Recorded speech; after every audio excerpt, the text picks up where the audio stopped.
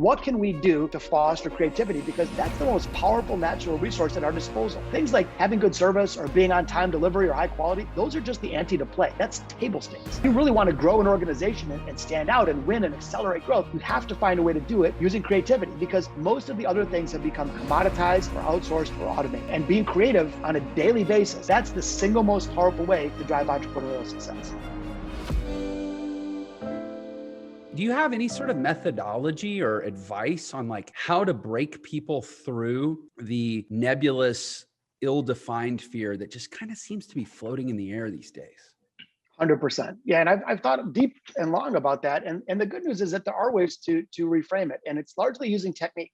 So when you and I play jazz, we first had to learn some techniques, the chords, the scales, et cetera, harmonic structure, and then you can break the rules once you know the technique. And similarly, we're basically using outdated techniques and mindsets when we think about expressing creativity, which then allows fear to poison the well. So in the book, I actually cover the 8 core mindsets of everyday innovators. And these came from over 1,000 hours of research and interviews with CEOs and billionaires and celebrity entrepreneurs and Grammy award-winning musicians, but also everyday normal people that doing really creative stuff. And what I discovered is that there are some very common mindsets that we can borrow fairly easily and apply to our lives and our businesses to really make a difference. So one of those is first of all, you're talking about fear. First thing we got to do is we got to shine a bright flashlight on the real risk of doing nothing. Most of us think that not doing something is safe when really that can be the riskiest thing of all. It's funny that I've learned now in 30 years in business that too often we overestimate the risk of trying something new, but we underestimate the risk of standing still. So I think where we're like weighing the scales of justice here, first thing we got to do is say, all right, how risky is doing nothing? Then we say, okay, how do we de-risk taking a creative shot? So if most of us think, okay, I've got this idea, and to try the idea, I've got to roll it out company-wide, and I'm betting my career and my family and my future on this one idea. And when the stakes are that high, of course you're not going to do it. It's too scary. So in the book, one of the principles I talk about is the notion of open a test kitchen, which is borrowed from the food and restaurant industry, but basically it's around the mindset of experimentation.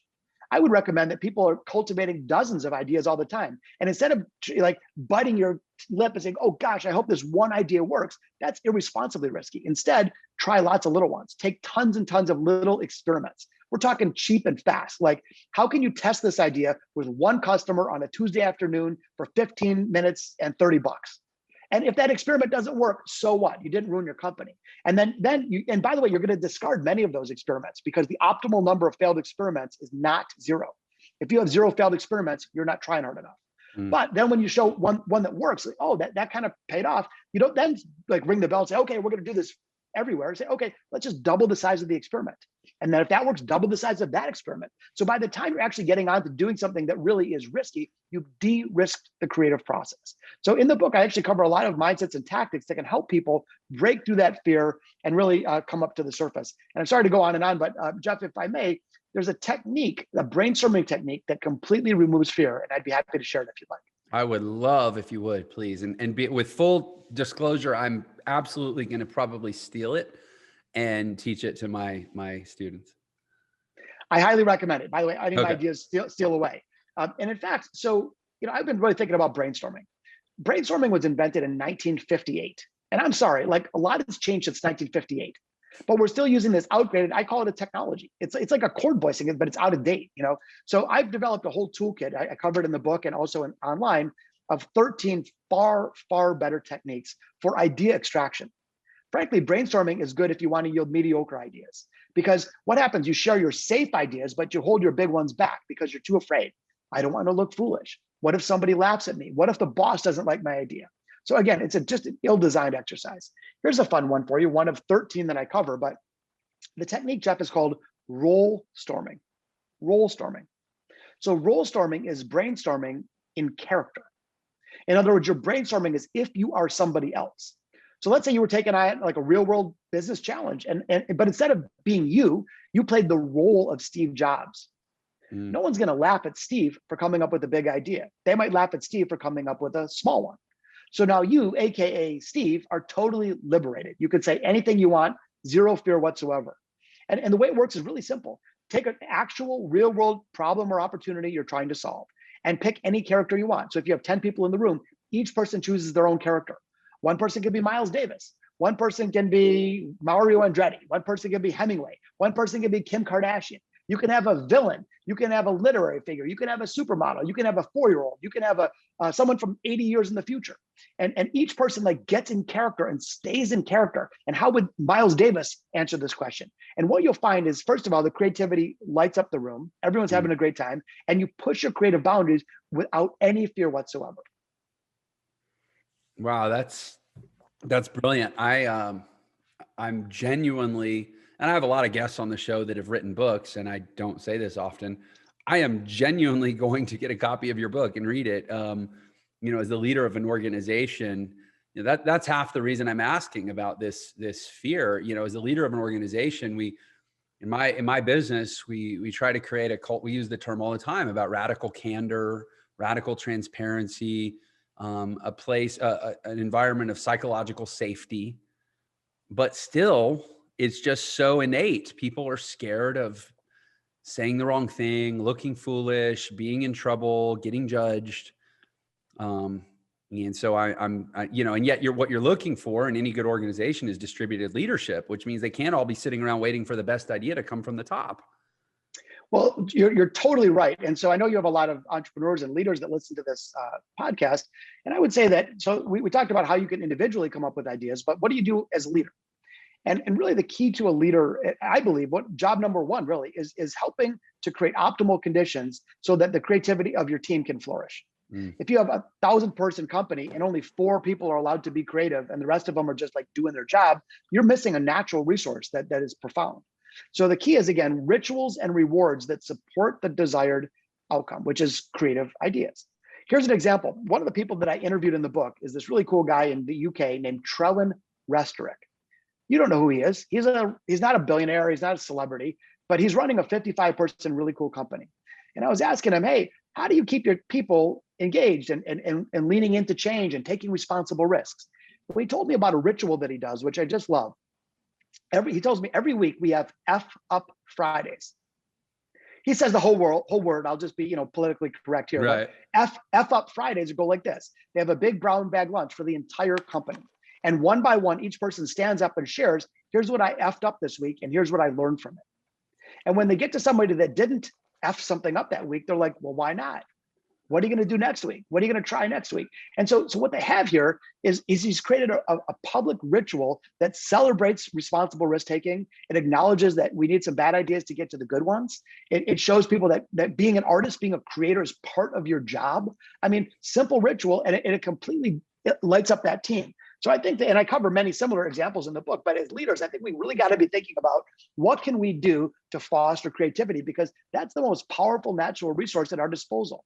Things like having good service or good price product mix or being on time delivery or high quality, those are just the ante to play. That's table stakes.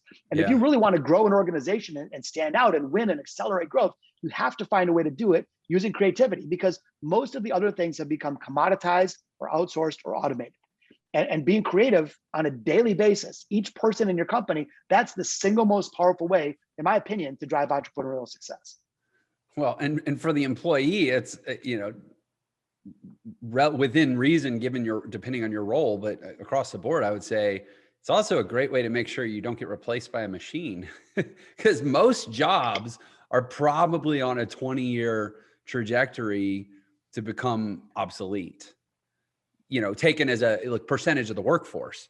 But create, value innovation, which is that, one of a book I really love is Blue Ocean series of books. And that's, value innovation, that ability to innovate in the context of the objectives of the business. That'll probably be the last thing that we can code into some AI, it's always going to take humans. I think you're right. And so not only is it job protection, but it's also intrinsically very rewarding to be creative. So talk about boosting morale and engagement and, in a talent war for best people. If you want to get the best and brightest people, you got to create an environment where they can be part of the artistic process and leave their fingerprints on the overall outcome.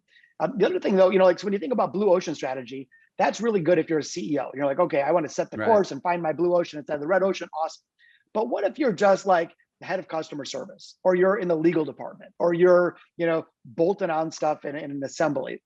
My position is that you don't necessarily have to discover a whole new blue ocean, because maybe that's outside of the purview or the span of authority that an individual can make.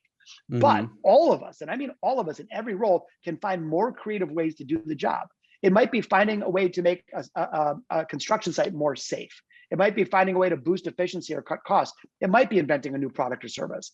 But the point is that I think our job as leaders, regardless of how many people we have in a company, it's how do we make all of them artists? How do we make all of them innovators and creators? Was there a fork in the road for you where you go, okay, I got to go one way or the other here? And if so, what was that all about, or how'd that happen?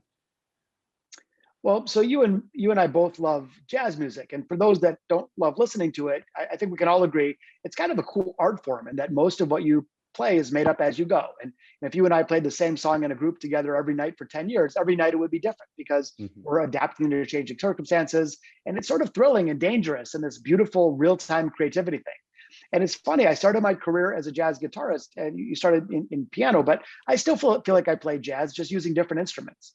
And so when I started my first company at age 20, I mean, just backdrop, I grew up in the city of Detroit. I would sneak into jazz clubs and try to, sit in. I'd get kicked out in the alley half the time, but I put myself through college playing music. But when I started my first company at age 20, I'd never taken a business class. I didn't know anything about business, but it felt like jazz. It was like, okay, I'm going to put myself out there. I don't think I'm going to get it right. I'm pretty sure I'm going to make a bunch of mistakes, but I'll course correct and adapt and figure it out as I go. And so fast forward all those wonderful accolades that you're kind enough to share, I still feel like I play jazz. I just use different instruments. I do this creativity with technology and companies and people and all that. So did you at one point consider focusing and becoming just a professional? I say I mean, it's its own incredibly difficult challenge, but did you consider just becoming a professional musician? I did. Early on, that was my vision. And I had a couple of realizations when I was playing on a cruise ship and playing with older musicians, and they said, if you can do something else, you probably should.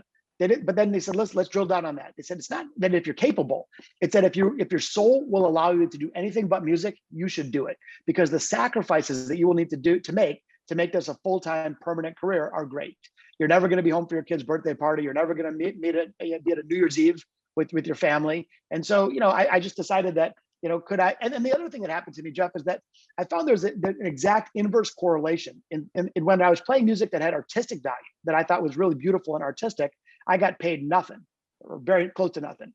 And then I got paid more when I played music I didn't like as much, more pop or, wedding bands and stuff. And so all these people kept telling me, they said, listen, play the music that you have to make money, and play the stuff that you love for the fun of it. And so then I started thinking, well, if I'm going to do something that I'm not as crazy about just for money, I might as well make good money. And like, if I'm going to play jazz, I might as well really enjoy jazz. And I was playing so often, our first couple of gigs, I just loved every minute. Like, I couldn't believe I was making 15 cents for someone to pay me to play music. But I played so many gigs that at some point I caught myself saying, oh, darn it, I got to go to a gig. And I thought, man, that's horrible. I never want to feel obligated to play. This is my passion. So I decided to make this separation and said, okay, I'm going to be in business and create stuff, the same jazz metaphor, being creative, but create things business-wise to create, significant capital returns, and then play jazz for the art and the love of it. And that's what I do today. Well, I said I was going to try not to map my life experience to your story, but you almost word for word just told my story, my thought process, my decision-making track, and how I ended up in business, not music. Although the difference is, I will say I actually did take a decade and try, because nobody gave me that advice. I kind of had to come to that conclusion on my own to say, okay, is this career worth the personal sacrifices? Could I love doing something else? And when I realized I could, and I was burning up my second marriage, I was like, oh, yeah, because it's exactly what you're saying, man. You're out every night. You're, if you want to get any sleep at all, it's going to mean sleeping late into the next morning, which I don't love the idea of, just being like a guy who sleeps till noon. And college, and not that I was obsessed with finishing college, but I realized, like, there's just so much sacrifice around losing half the day because you were up all night. And, yeah, I made that same decision. It was like, I could love something else. But what I couldn't love is working under somebody else's thumb. Did you ever actually consider or attempt to get a traditional job? No, I never considered getting a traditional job. And I was always sort of a misfit, honestly, like, and not better. I mean, most of the time I felt worse, but if there was 20 people in the room, I thought there was 19 of them and one of me. And maybe it was my own insecurities or whatever. I'm left-handed, which is a little weird. And I just was always the oddball. And so when I started a company at age 20, I sort of got bit by the entrepreneur bug. And I realized that I could express creativity and I could improvise and I could adapt. And there were a lot of similarities. As you pointed out in our previous discussion, I learned more about business from jazz than I ever learned in a book or a course.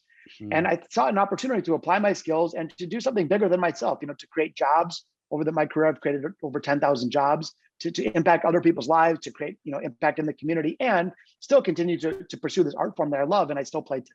So I was lucky that it became obvious pretty clear early on. Doesn't mean it was smooth. Like I had tons of ups and downs and setbacks and mistakes and struggles and all that, but I never thought, okay, I'm going to go get a job at a big company. I just said, I'm going to go create stuff. When did you start playing music? I started playing piano at age 8 and then very quickly transitioned to guitar. So now I've been playing guitar for over 40 years.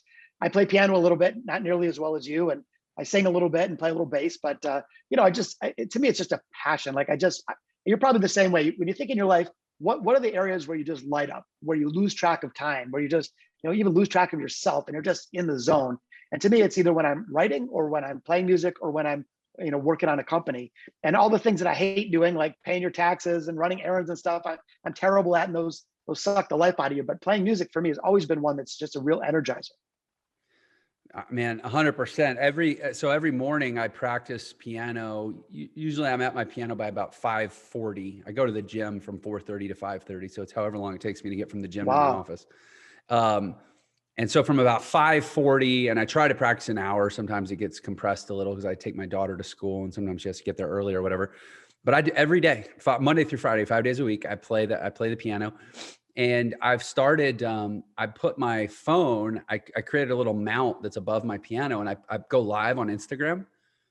And anybody that wants to can just listen to me practice for an hour at 5 days a week. That's awesome.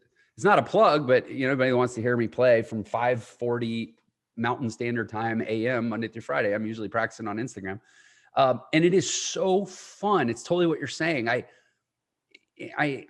have no sense of time. I could do it. If I didn't set an alarm, I could do it for 12 hours and never even really, and I actually forget that there's people listening. I actually have to remember don't pick your nose. Don't do anything that you wouldn't want anyone to see because there's people watching, and I kind of do it for the audience. But man, it's so great to have those things in your life. I wish everybody had stuff in their life like that just, they come alive and they lose track of time. I don't know that everybody has that. Well, two things. One is, Jeff, I would love to at some point, maybe we can make the technology work. I think bandwidth is probably good enough. Let's do it together. Let's just, no rehearsing, just sit down with the real book and play some tunes, and I'll hit guitar on my end. But we'll stream it. Let's just stream it live together. That'd be so much fun. Oh, I love that idea. Yeah, I love that. Is Detroit, is that Eastern time? Yeah, but I'm happy to whatever time of day is good. Well, I would say my 5:30 is your 7:30, so it wouldn't Perfect. be such a early ask. But yeah, I think that sounds amazing. But anyway, back to your question. I do think that everybody has the opportunity to have their own, call it an artistic muse. And too often we box those in a very classical sense. Like you and I play music, or someone maybe does dance or acting or poetry or whatever. But why can't you have your muse? I think the nice thing is that each of us can have our own. So I play jazz guitar pretty well. I can't draw a stick figure if I tried. And you don't want to see me near a dance floor. It's just a disaster. Point is that just because someone can't paint on canvas or play an instrument doesn't mean they can't be creative. And a person's ability might be the way that they sell. It might be the way that they manage customer service calls. They might be very creative in finance, not breaking the law, but the way they understand data and the way they organize spreadsheets and reports and stuff. So my belief is that all of us may not currently have that outlet, that platform, but I believe that all of us can.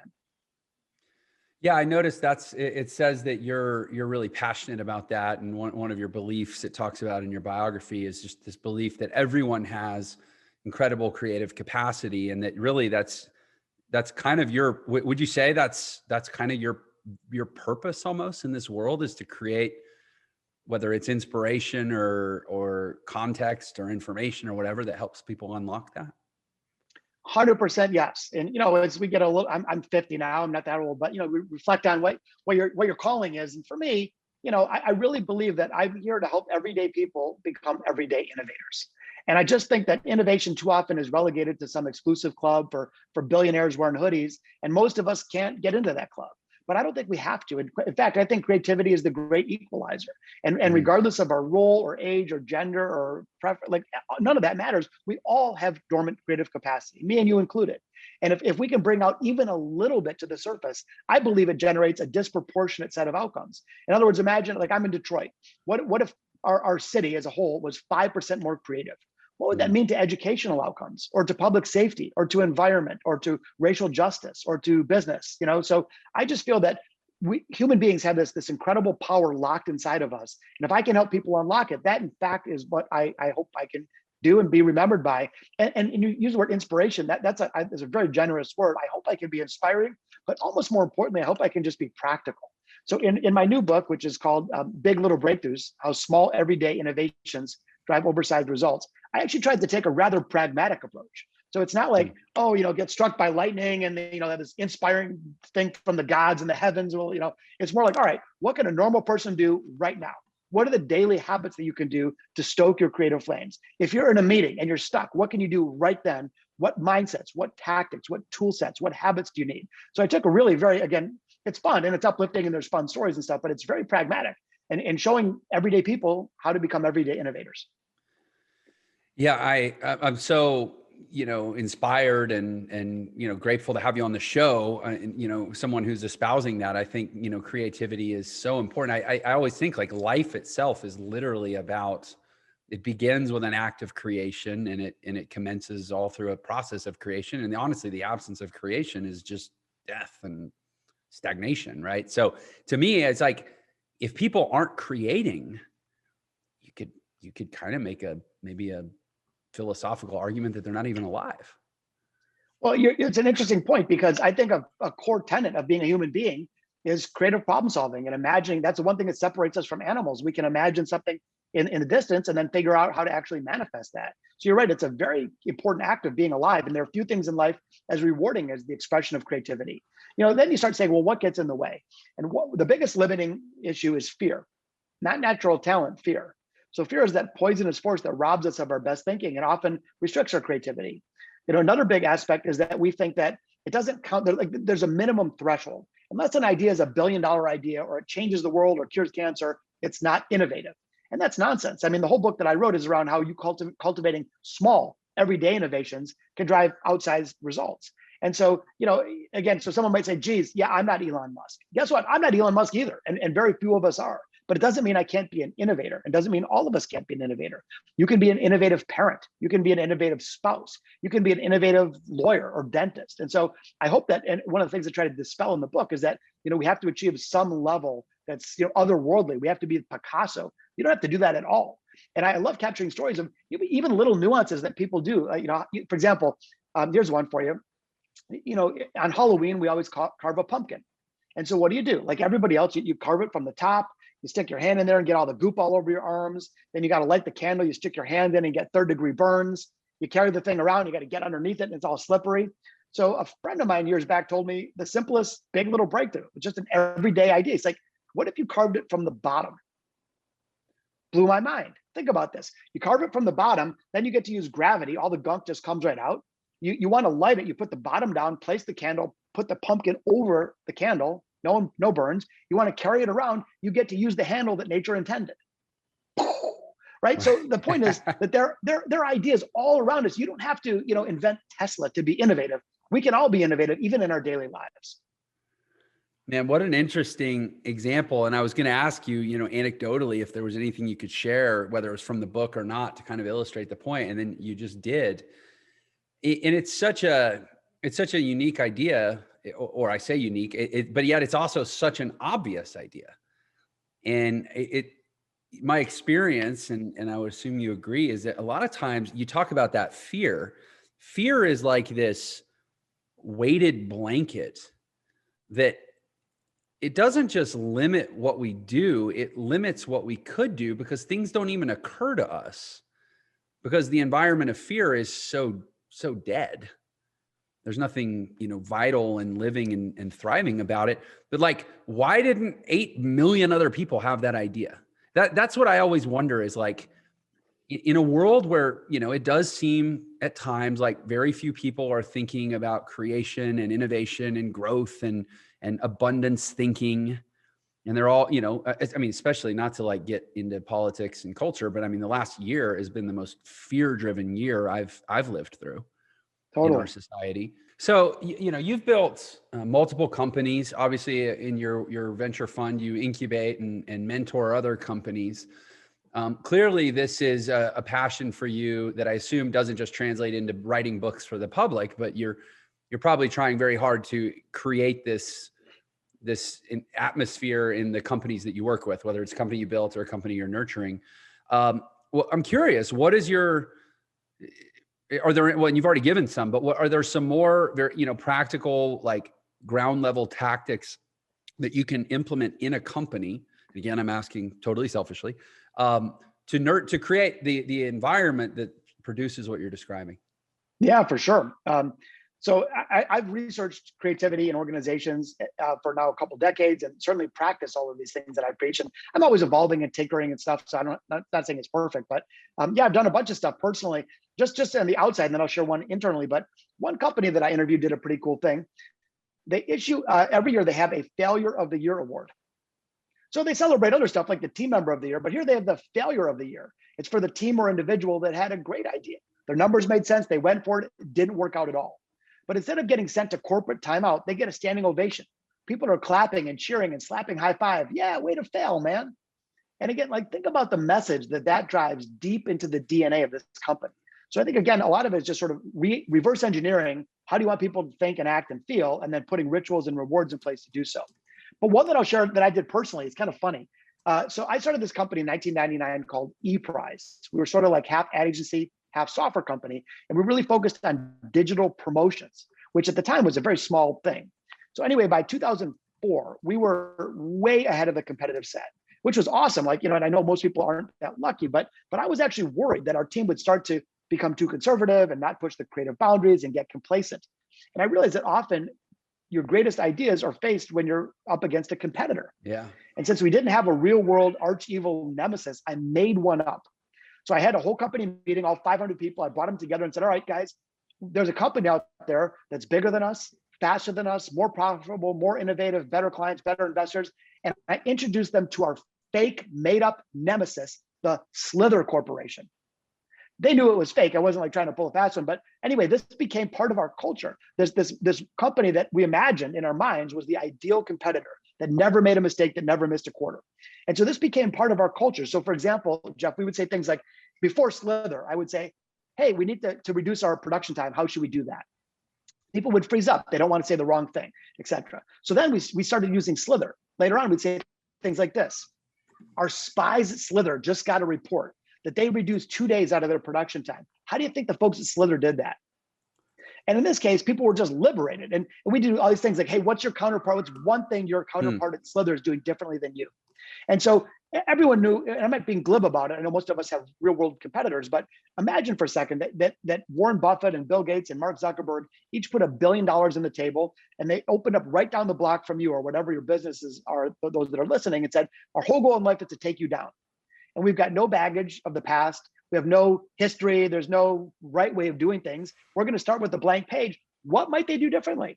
And what could we learn from it? So the idea here, the technique that I use, which is wildly effective, is invent your ideal enemy and imagine what they might be doing differently than you. Hey, sorry for the interruption. I just wanted to let you know you can get a free copy of my book, The Millionaire Shortcut, which will show you the fastest way to become a millionaire in the new economy.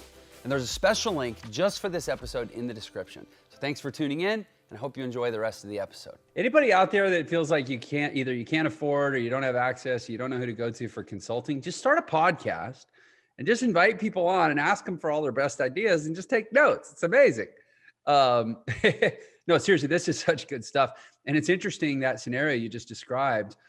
I was literally it was 8 days ago on a leadership call for my business, Entra, I was basically ranting about complacency because we're very proud of what we've done. We have a strong culture. We're kind of creating or at least driving innovation in a category. We don't have some obvious competitor that's doing what we do bigger and better than we do. And what I lose sleep about at night these days is that we're going to get soft and lazy and start taking for granted that success is assured. And, we had a little bit of tailwind last year from COVID, and we grew 3,500% in 12 months last year. So it's like, oh yeah, it's, this is easy, man. And I'm just like, no, we gotta figure out how to make it hard. And I love what I always say that I say, one of our values, we eagerly do hard things well. You got to lean into the hard. If nothing worthwhile is easy, then logically, therefore, nothing easy is worthwhile. And success feels too easy right now. How do we make it hard? And I love what you just said. You make it hard by creating a competitor that's better than you, because it's really hard to beat someone that doesn't have the encumbrances that you have, because you actually have to do business in the physical world. Like you said, they can be backed by Warren Buffett. They can have, advanced artificial intelligence. They can have all the best processes, and, they could come in with amazing ERP software that automates everything. Like, you could just give them all these advantages and go, okay, now what do we do? You got it. That's exactly right. And so anyway, it's almost like when you were learning music, you call it a forced handicap. Like when I was studying music in school, I went to the Berklee College of Music. I had a professor that would force me to remove strings from the instrument. So I would have to take off up to 3 strings from the guitar. And now that I'm in a forced handicap situation, it actually pushed my creative boundaries, because I could no longer rely on the models of the past. And so this notion of this ideal competitor does the exact same thing. And by the way, anyone who's listening back to our principle of testing, someone might say, oh yeah, that's cool, but I don't know if it's for me. And it is really going to work 10 years from now. Don't even worry about that. We all have a to-do list. What about a to-test list? So if you hear an idea like that and you're like, that might work, it might not, just say, okay, cool. Is there a way I could try it for a week? Could I try it in one meeting? Can I try it for 30 days? Just like Jeff, I would say, try that on it. And if it works for you, keep it. And if it doesn't, try the next thing. And when you get into this notion of testing, instead of making wide sweeping global permanent change, it is the most liberating thing ever, because it takes all the pressure of getting it right off your shoulders and you get going. I'd rather you get going and try something and pivot and adapt as you go than wait too long and miss the opportunity altogether. And by the way, you are speaking deep gospel level truth to a digital marketer, because, as somebody that lives and dies off of running traffic into online funnels, we take nothing for granted. The only right answer is always just, we'll test it. I actually haven't looked in there in a while, because we have people that do it now, but I mean, at any given time, we probably have 10 or 20 split tests running in our business. And it's everything, man. It's what's the color of the button on the checkout page? What's the text on the button of the checkout page? Does it say click here? Does it say submit? Does it say get access? Does it say get my free download? Everything we can think of to test, that is part and parcel of being a digital marketer. But you're right, it's not how most of the world works. Most of the world is not running constant experiments. A couple other thoughts, just because I'm so passionate about it, that I learned in really putting this book together, that I just want to share, because, entrepreneurs, regardless of the size of your business or the field that you're in, share some similarities. A couple other principles that might be helpful. One of them I call start before you're ready. And the notion is that too often we wait. We wait for permission or a directive, or till we have some bulletproof game plan or some evidence that never comes. And what do? We either wait and never get started, or we get started too late. The principle that I share here that innovators tend to do is they just get after it. They dive in knowing full well they don't have all the answers, knowing full well they're going to make mistakes, knowing full well that the beginning is going to be fairly messy. But then they're willing to course correct and adapt and be agile along the way, pivot, move. And that's actually a more productive approach. So that's one principle I think all entrepreneurs can really borrow from, is this notion, start before you're ready. And I'd love your thoughts on that, Jeff, but I have a couple other ones that might be of value as well. Well, yeah, I mean, my thoughts are 100% agree. And what I find is when we're not this, I can only speak to my experience. Let's say I've started a number of businesses. There basically been two companies I started that were pretty successful. One was, I would say, moderately successful. We were on the Inc. 5000 a couple of times, which is cool, but so were 4,999 other companies. And now the company I have now, which is, setting some pretty cool benchmarks for what we're doing. And I would say this, in both of those two cases, it was my lack of readiness, frankly, my lack of any quantifiable or really even defensible certainty. Most of my certainty just came from confidence, not like evidence. But it was the lack of evidence and the lack of readiness in a way that what I did was I substituted certainty with hustle. If you're going to make something work in the absence of certainty and let's say, having all your ducks in a row, you already go into it knowing you're going to have to work your butt off to overcompensate. And a lot of times that ends up, what seems like the consequence ends up being the cause of the actual success that ensues. Right. And that's been my experience now twice. And so that's my feedback, is just 100% agreement. Yeah, totally. A couple other things, just like flipping the normal approach upside down to a degree. But one of them that I recommend entrepreneurs think about is this principle I call in the book, don't forget the dinner mint. And I'm sure that you've been to a nice restaurant, and at the end of the meal, they say, oh, before we bring you your check, here's a lovely little piece of chocolate from compliments of the chef. And it's because it was the surprise and delight. Like if you ordered it, it would be nice, but because you weren't expecting it and it was extra, it just transformed your whole meal. And the cost of that restaurant, percentage-wise, was less than 1% probably of the overall meal, but it made a real difference. So one thing I would recommend entrepreneurs think about is this. As mentioned earlier, just basic good quality service and price and stuff, that's table stakes. So what I recommend people do before you ship any work product, whether it's a marketing campaign or sending an email or making a presentation or designing a product, is say, okay, is there a 2 or 3% plus up? Could I add a little creative flourish to make it completely transcendent? And just a couple of really quick examples. There's a hotel in Orlando, Florida, called the Magic Castle. It's not a Disney hotel. It's like a lower level hotel, just like hundreds of others. And everything about the hotel is just like everybody else. Same room, same location, all that other stuff, price point, except for one thing: their dinner mint strategy. When you're at the pool, you walk up to the pool and there's like a bright red phone, kind of like the bat phone mounted on the wall. And you pick up the phone, there's not even a dial on it. And all you hear on the other end is they say, what flavor? And you say, grape. And then within minutes, an attendant walks out wearing white gloves and on a silver platter presents you with a popsicle, a grape popsicle. So this is a popsicle hotline that everybody gets free popsicles from this cool popsicle phone. And guess what? The cost of that compared to their real estate and their labor force, their insurance and mortgage and blah, blah, blah is negligible. But that one teeny difference, that one plus up, that one dinner mint completely changes the game for them. Dozens of times more Yelp reviews, they're booked constantly, even a tough environment, they're crushing it. And so the point is that each of us can have a dinner mint in our own way. A dinner mint could be a little extra value of any type. It could be a creative flourish. It could be an add-on. It could be faster is a dinner mint. It could be more variety. That's another dinner mint. But I think that entrepreneurs need to say, okay, just to be a base quality competitor is one thing, but what can I add to that to make it even more special? Just one other quick example. There's a woman named Melissa Tabs, and her family was from Italy. They were gelato makers in the old country. So she comes to the US and she goes to New York City and wants to create ice cream. But how do you possibly compete in New York as an ice cream? Like, you're offering a bowl of vanilla ice cream. I mean, that's pretty vanilla. Like, that's a commodity. Right. And she just knew she couldn't make it. So she said, okay, I got to do one little something extra. What could I add to make me totally separate? And she has this idea. She noodles around with the manufacturing process, and she launches her company, which is called Tipsy Scoop Boozy Ice Cream. It's alcohol-infused ice cream for adults only.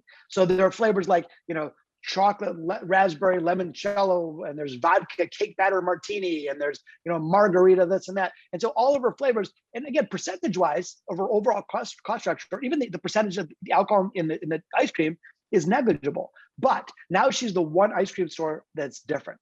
She has two vibrantly flourishing retail stores. She has a corporate catering business. She has a best-selling cookbook. She ships her ice cream to all 50 states now, and she's the boozy ice cream person.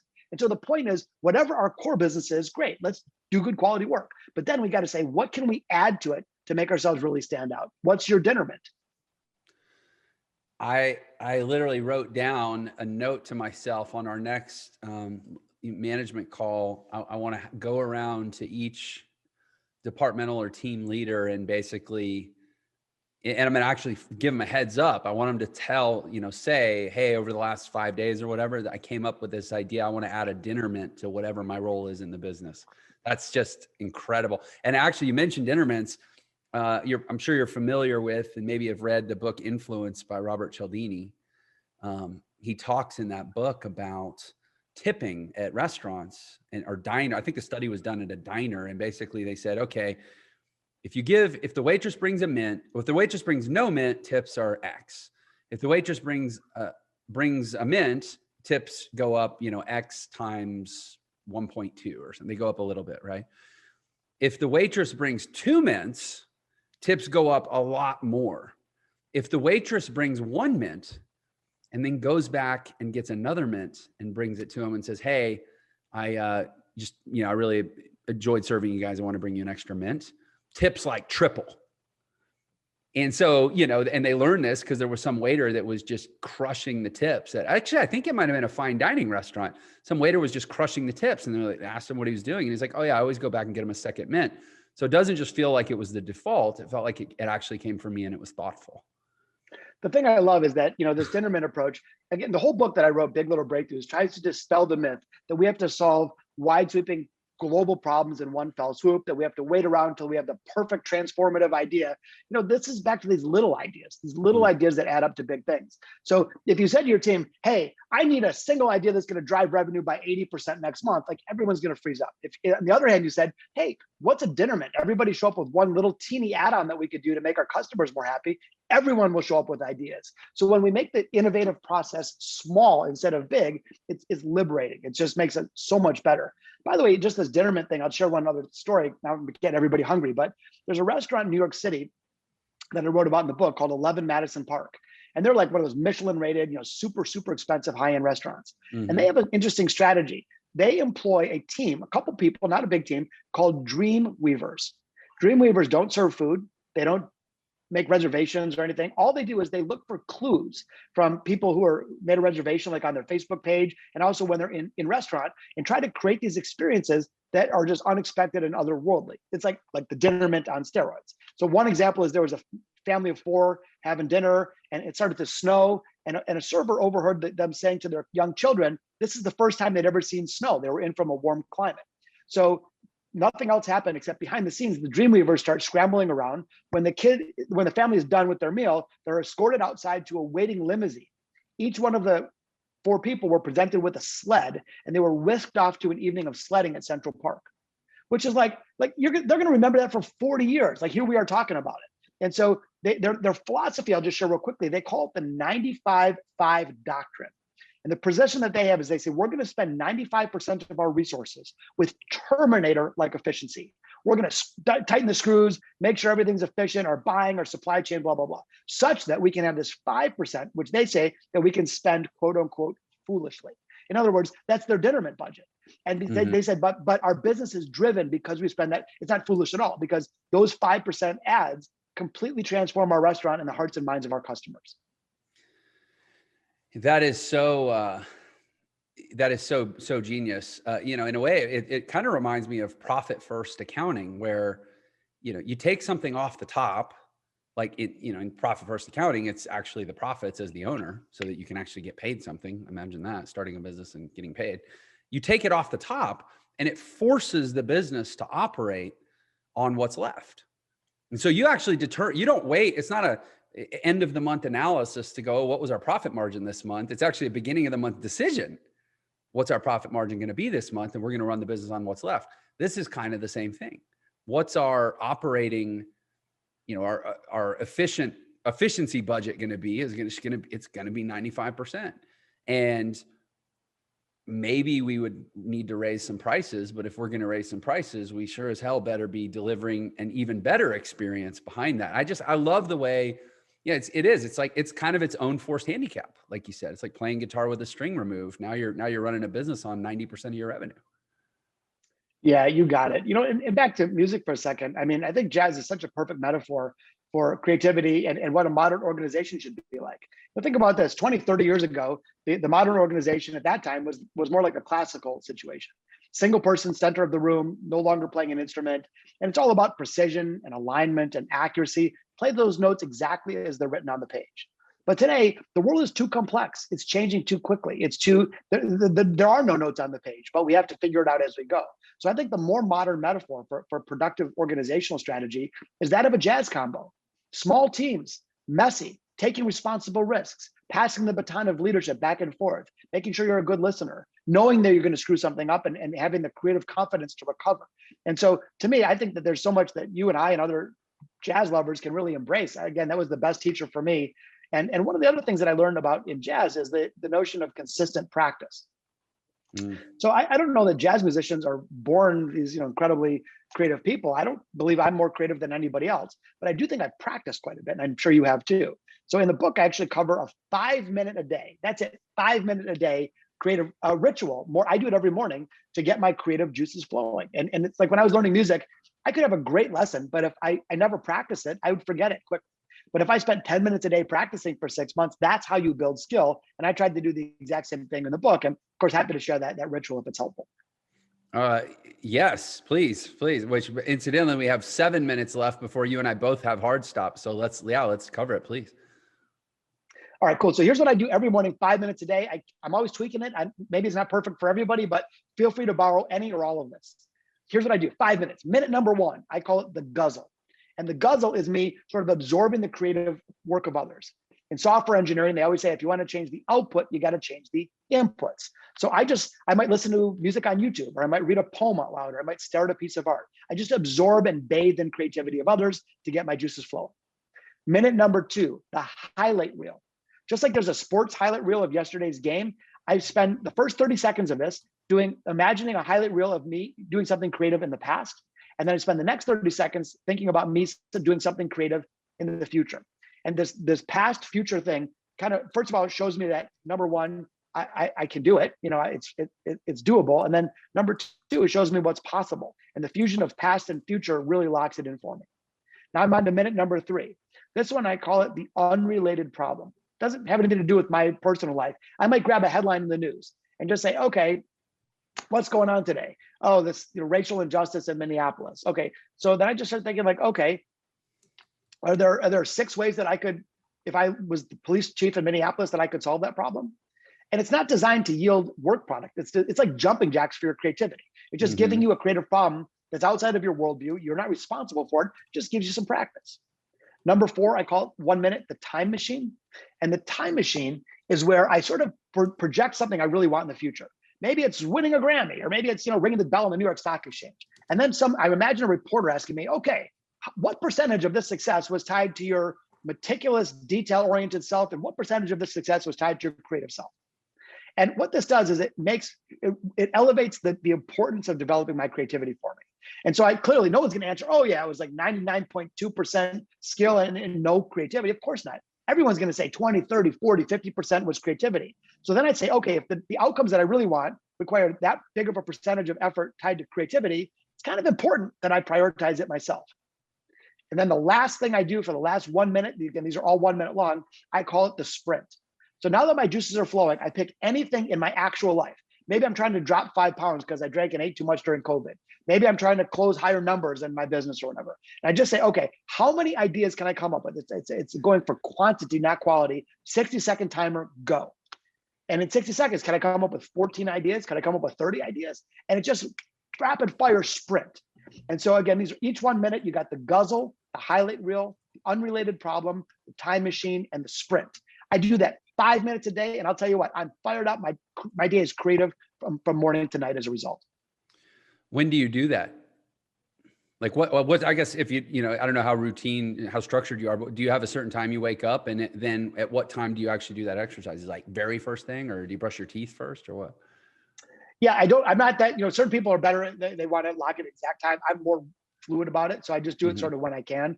I have 4-year-old twins, so sometimes I got to deal with them or whatever, but I try to do it early. I mean, like the earlier the better. It's not like my feet can't touch the floor until I do this, but I just try to do it before I really dig in on any meaningful work.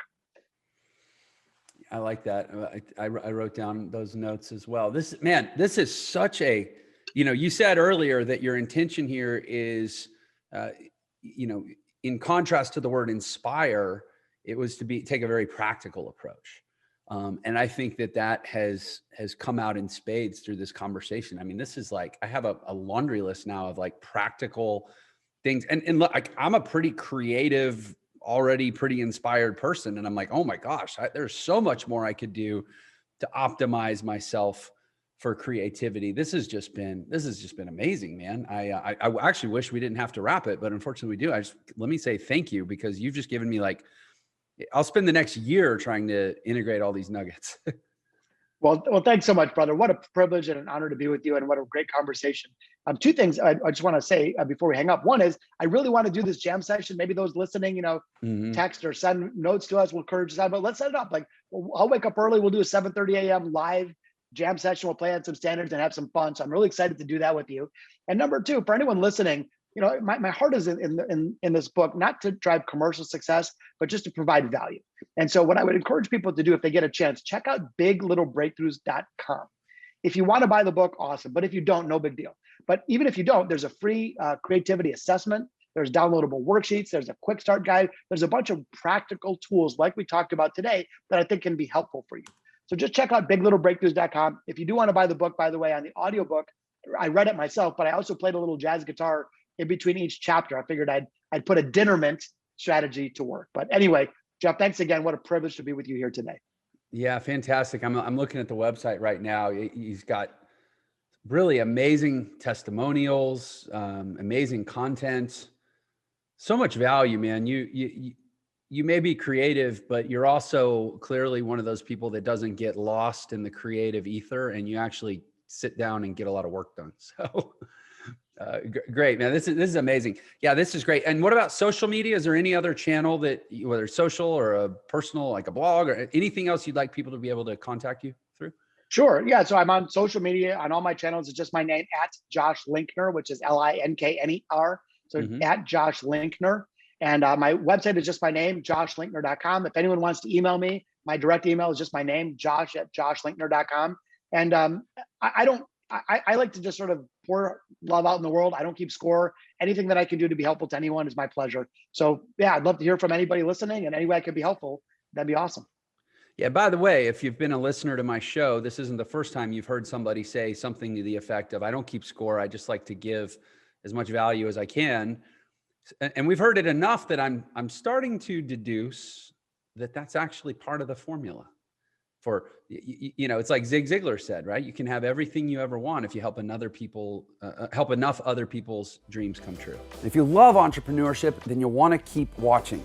So click the next interview right here for some more Millionaire Secrets Gold. Thanks for watching. Somebody who's in that stage and they're already hating their life, you telling them that everything is your fault, they just don't want to listen to you. So it's not your fault where you're at, but if you want a better life, it's possible. It's your responsibility to get there.